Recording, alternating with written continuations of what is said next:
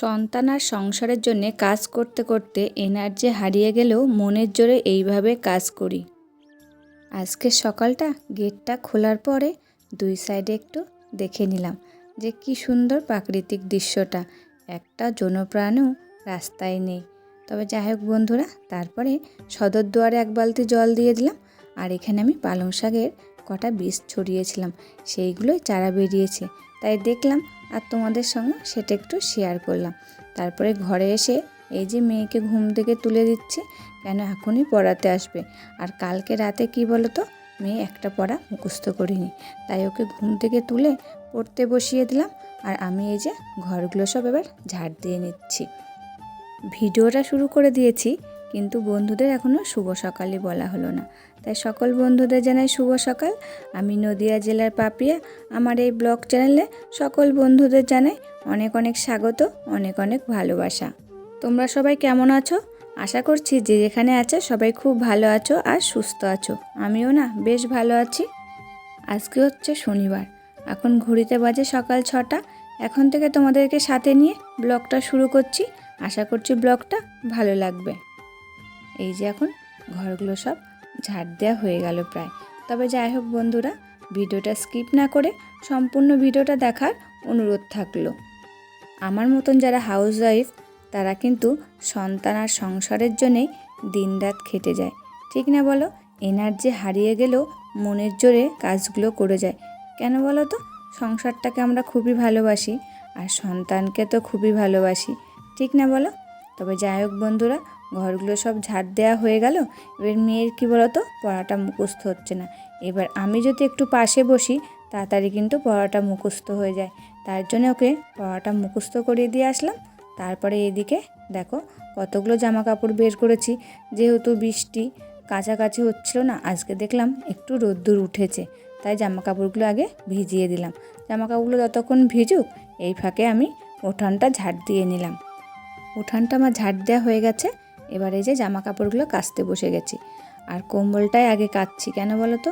কম্বলটা খুবই ভারী, যেই জলে পড়েছে না আরও ভারী হয়ে গেছে কম্বলটা, তা কাচতে আমার ভালোই কষ্ট হয়েছে। আর তোমাদের দাদাভাই থাকলে একটু কেচে দিলে সুবিধা হতো, ও তো এখন নেই, তা আমাকেই কাচতে হবে। আর কি বলো তো, এখন ভারী জিনিস কাচাটা উচিতও না আমাদের। দেখবে একটা সন্তান হয়ে যাওয়ার পর না, আমরা কিন্তু বেশি ভারী জিনিস করতে পারি না, আর করাটাও উচিত না, ঠিক না বলো? তবে যাই হোক বন্ধুরা, জামা কাপড়গুলো ধোয়া হয়ে গেছে। এবার ছাদে নাড়তে চলে এসেছি। ছাদে নাড়তে এসে আগে ভাবলাম তোমাদেরকে আমার এই যে ফুল বাগানটাকে শেয়ার করি। দেখো টাইম ফুলগুলো আজকে কত ফুটেছে না, আর কি সুন্দর লাগছে দেখতে। আর দেখো গাঁদা ফুলগুলো অনেকগুলো লাগিয়েছি, দুটো গাছে দুটো ফুলই হয়েছে। আর এই যখন আম গাছে কিন্তু অনেকগুলোই মুকুল এসেছিল, তার মধ্যে 3টে আম হয়েছে। একটা আম তো হবে, আর যে দুটো লাস্টে দেখালাম জানি না হবে কিনা বন্ধুরা। তবে যাই হোক বন্ধুরা, জামা কাপড়গুলো নাড়া হয়ে গেছে। দেখলে তো দড়িতে নেড়েছি, আবার টিনের চালেও নেড়েছি। কেন বলো তো? এই যে মেঘলা মেঘলা ওয়েদার, কখন বৃষ্টি চলে আসবে, তখন আর শুকাবে না। ওর জন্য টিনের চালে নাড়লে তাড়াতাড়ি শুকিয়ে যায় জামা কাপড়গুলো। জামা কাপড়গুলো নেড়ে এই যে নিচে চলে এসেছি। আর আজকে যেহেতু শনিবার, আমাদের নিরামিষ, তাই এসে আগে বাসনগুলো মানে রাতে ধুয়ে রেখেছিলাম, সেই বাসনগুলো জায়গার জায়গায় রেখে দিয়ে আসলাম। তারপরে গ্যাস কাউন্টারটা মুছে নিলাম। আর হাঁড়িটা আমি তো রাতে মাজি না, তাই হাঁড়িটা আবার এখন মেজে নিলাম। তারপরে গরম জল আর চা খেয়ে নিলাম। তারপরে এই যে মেয়ের জন্যে বসিয়ে দিলাম ম্যাগি। মেয়েকে সকালবেলায় ম্যাগিটা করে দিয়ে ও খাচ্ছে। আর আমি এই দেখো বাসি বিছানাটা এখন তুলে নিচ্ছি। বিছানাটা তুলতে তুলতে কমেন্টগুলো পড়ে নিচ্ছি। টুকুন লাইফস্টাইল থেকে কমেন্ট করেছে, দিদিভাই ভিডিওটা খুব ভালো হয়েছে। আর শুভবিন নীলু দাদাভাই কমেন্ট করেছে। তোমাদেরকে সকলকে জানাই আমার তরফ থেকে অনেক অনেক ভালোবাসা। তোমরা এরকম সুন্দর সুন্দর কমেন্ট করে যাও। তোমাদের কমেন্টগুলো পড়তে আমার খুবই ভালো লাগে, আর ভিডিও বানাতে আমাকে এই কমেন্টগুলোই মোটিভেট করে। এই যে এখন রান্না বসিয়ে দিয়েছি। সকালে ভাতটা বসিয়ে দিয়েছিলাম, তার মধ্যে ডালটা ঘটি করে সিদ্ধ বসিয়ে দিয়েছিলাম। তারপরে আলু পটল ভেজে নিয়েছিলাম। আমি আর মেয়ে সকালে আলু পটল ভাজা দিয়ে ভাতটা খেয়ে নিয়েছিলাম, সেটা তোমাদেরকে শেয়ার করা হয়নি। এখন এই যে দুপুরে ওই যে ডালটা সিদ্ধ বসিয়ে দিয়ে একটু দিয়ে করে নিলাম। আর আলু পটল সয়াবিন দিয়ে করেছি, যেহেতু আজকে নিরামিষ শনিবার, তার জন্যে। তারপরে যখন সবজি বানাতে গিয়েছিলাম তখন ফ্রিজে দেখলাম লেবুগুলো নষ্ট হয়ে গেছে। আর আমি কি বলতো একদমই জিনিস নষ্ট করা পছন্দ করি না, তাই ভাবলাম লেবুগুলো নষ্ট হয়ে যাচ্ছে, কিছু একটা করি। তা হচ্ছে লেবুগুলো এই দেখো সিদ্ধ বসিয়ে দিলাম। তারপরে দোকান থেকে একটা 5 টাকা দামের সাবান কিনে নিয়ে আসলাম। সাবানটা গ্রেট করে গরম জলের মধ্যে ভিজিয়ে রাখলাম। দেখো এইদিকে আমার ওই জিনিসগুলো হচ্ছে আর এইদিকে আমার তরকারিটাও হয়ে যাচ্ছে। আমি কিন্তু কাজগুলো এরকমভাবেই করি, তাই আমার কাজগুলো কিন্তু খুবই তাড়াতাড়ি হয়ে যায়। তারপরে ওই যে সাবানটা ভিজিয়ে রেখেছিলাম ওই জলের মধ্যে খানিকটা খাওয়া সোডা আর ভিনিগার দিয়ে দিলাম। আর এইদিকে দেখো আলু পটল সোয়াবিনটা হয়ে এসেছে, গরম মশলা দিয়ে এবার নামিয়ে ফেলবো। এরই মাঝখানে তোমাদের দাদাভাই কাজের থেকে চলে এসেছে, ওকেও ভাত দিয়ে দেবো। একেবারে আমিও যেন খেয়ে নিয়েছি, যেহেতু তোমাদের দাদাভাই সকালে খায় না, এসে খিদে লেগে যায়, তাই ভাতটা দিয়ে দিলাম। যেহেতু তোমার রান্না হয়ে গেছে বলে আমিও ওর সঙ্গে খেয়ে নিয়েছিলাম। এদিকে কিন্তু কোনো কাজই কমপ্লিট করেছিলাম না, খেয়ে টেয়ে এসে তারপরে কাজগুলো করেছি। আর এই যে লেবুটা সিদ্ধ করতে দিয়েছিলাম সেটা তো ঠান্ডা হবে, তারপরে তো মিক্সিতে দেবো আমি, তো ততক্ষণ এগুলো ঠান্ডা হয়ে গেছিলো। খাওয়া দাওয়া কমপ্লিট করে এসে তারপরে মিক্সিতে দিয়ে ওটা পেস্ট করে ছেঁকে নিলাম। আর দেখো ওই জলের মধ্যে গুলিয়ে নিয়ে একটা বোতলে ভরে ধুয়েছি।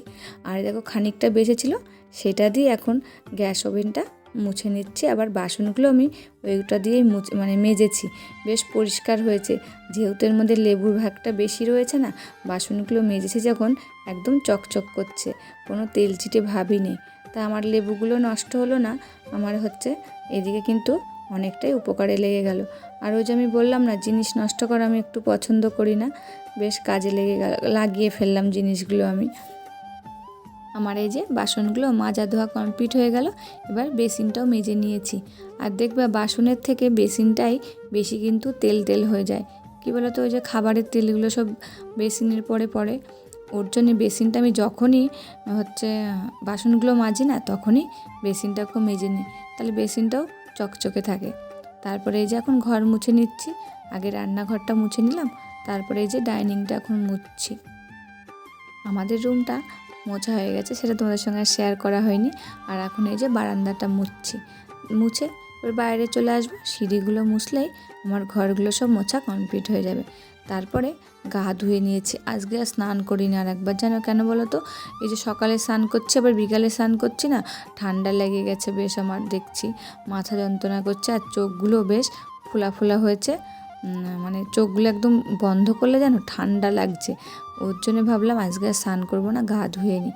এই দেখো গা ধুয়ে চলে এসেছে আমার সেলাইয়ের কাজে। আমি যেন দুপুরে একটু রেস্ট নিতে পারি না। এই যে সমস্ত সংসারের কাজ কমপ্লিট করে এখন সেলাই করতে বসে গেছি। এই যে সন্ধ্যা পর্যন্ত আবার সেলাই করব, আবার ওই কাকুটা মাল দিতে আসবে, আবার দিয়ে যাবে, সেই মালগুলো আবার গুছিয়ে রাখবো। মানে সারাদিন চললো এরকম, মানে রাত পর্যন্ত যতক্ষণ না ঘুমাবো। সংসারে কাজ করতে করতে এনার্জি হারিয়ে গেলেও সংসারটাকে খুবই ভালোবাসি না, সেই জন্যে কাজগুলো কিন্তু করে যায়। তো যাই হোক বন্ধুরা, সন্ধ্যা লেগে গেছে, যে চা বিস্কুট আর এদিকে সিঙ্গারা মুড়ি আমাদের জন্য নিয়েছি, আর এদিকে দুষ্টুকে দুধ বিস্কুট দেব। তারপরে মেয়ের বায়না হয়েছে যে সিমুই খাবো। ঘরে বেশি সিমুই ছিল না, অল্পই ছিল, আর দুধটাও অল্প ছিল, তা মেয়ের জন্য আবার রাতে সিমুই বানিয়ে দিয়েছিলাম। তবে যাই হোক বন্ধুরা, ভিডিওটি ভালো লাগলে প্লিজ একটা লাইক করো। তোমাদের একটা লাইকে পরবর্তী ভিডিও বানাতে আমাকে মোটিভেট করে। আর এরকম সুন্দর সুন্দর কমেন্ট করে জানিও ভিডিওর কোন অংশটি ভালো লাগলো। আর সাবস্ক্রাইব করে আমার পাশে থেকো। আর ভিডিওটি ভালো লাগলে বন্ধুদের মধ্যে শেয়ার করো।